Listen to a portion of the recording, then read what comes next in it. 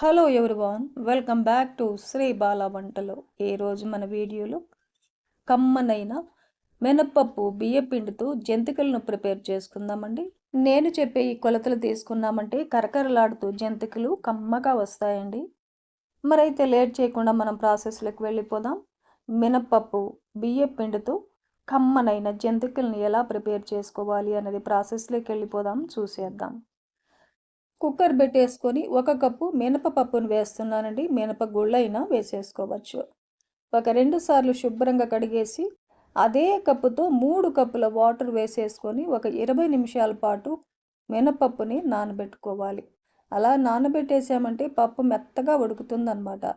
20 నిమిషాల తర్వాత మూత పెట్టేసి మీడియం ఫ్లేమ్లో 3-4 విజిల్స్ వచ్చేంత వరకు ఉడికించుకుందాం. మినపప్పు ఉడికే లోపల మిగతా ప్రాసెస్ని చూసేద్దాం. ఒక పెద్ద బేషన్ పెట్టేసుకొని ఏ కప్పుతో అయితే మనం మినపప్పు కొలుచుకున్నామో అదే కప్పుతో 3 కప్పుల బియ్యపిండిని తీసుకొని జల్లెడ పట్టేసుకుందాం. నేను ఇక్కడ రేషన్ బియ్యాన్ని ఒక 5-6 గంటల పాటు నానబెట్టేసి నీడలోనే బియ్యం అంతా ఆరబెట్టేసి మిషన్ పట్టించిన పొడి బియ్యపిండిని వేస్తున్నాను. మీరు సూపర్ మార్కెట్లో దొరికే బియ్యపిండినైనా తీసుకోవచ్చు. ఈ బియ్యపిండిని తప్పనిసరిగా జల్లెడ పట్టుకోవాలి. ఇలా జల్లెడ పట్టుకున్న పిండిలో టేస్ట్కి సరిపడా సాల్ట్ వేసేసుకోవాలి.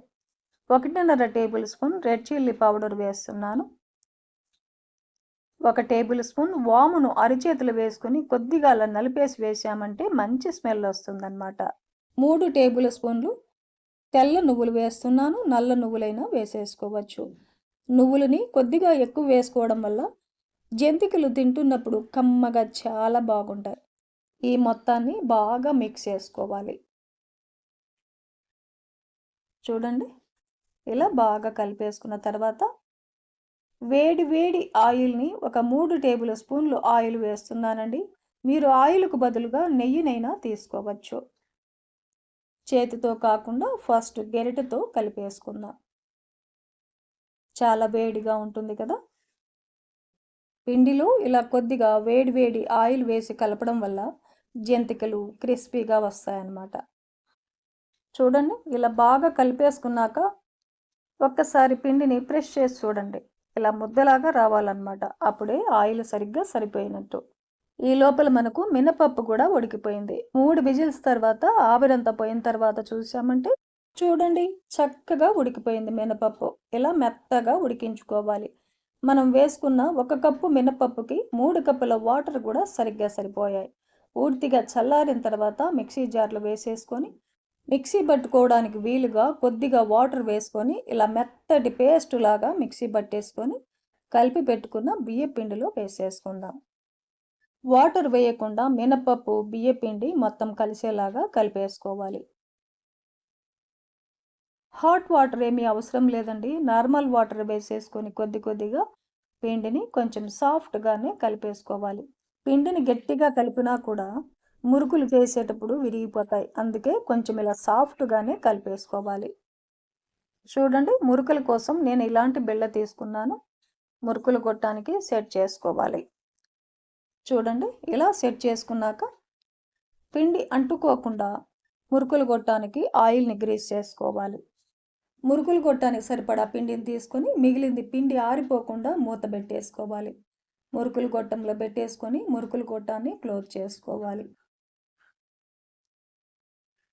డైరెక్ట్గా ఆయిల్లో మురుకుల్ని ఒత్తేయకుండా ఇలా ప్లేట్కు కొంచెం ఆయిల్ అప్లై చేసి ప్లేట్ మీద మురుకులను ఒత్తేసుకొని తర్వాత ఫ్రై చేసుకోవచ్చు.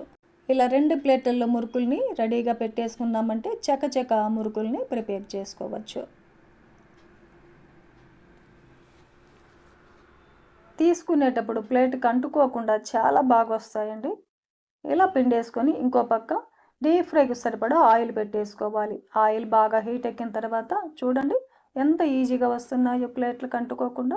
ఒక్కొక్కటిగా డ్రాప్ చేయాలి. ఆయిల్కు సరిపడా మురుకులను వేసేసుకొని వెంటనే తిప్పకుండా ఒక 2 నిమిషాల పాటు వేయించుకున్న తర్వాత రెండవ వైపు కూడా తిప్పేసుకోవాలి.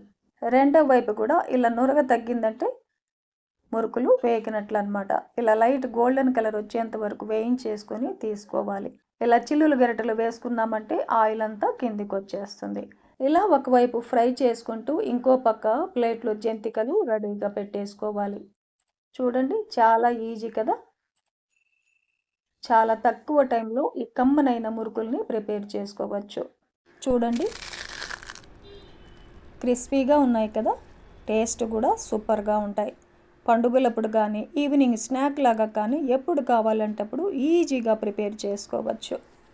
చూశారు కదండి, మినపగుళ్ళతో ఈ ప్రాసెస్లో తప్పకుండా మీరు ఇంట్లో మురుకుల్ని ప్రిపేర్ చేయండి. ఫ్యామిలీలో అందరికీ చాలా బాగా నచ్చుతాయండి. ఈ వీడియో నచ్చితే లైక్ చేయండి, షేర్ చేయండి, సబ్స్క్రైబ్ చేయండి. థ్యాంక్ యూ అండి. Thanks for watching.